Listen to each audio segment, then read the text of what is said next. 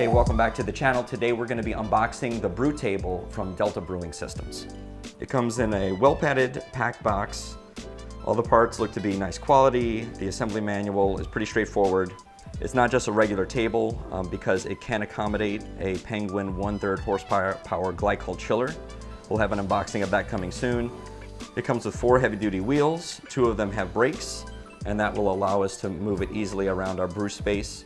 And it's got a 24-inch by 24-inch footprint, so you can basically fit it in anywhere within your home brewery setup. While I appreciate the protective film over the flat table surfaces, it was a super pain to take off. Like, it took forever. So all in all, this is pretty decent for the price. It's getting this stuff off took about 2 people, about 20 minutes.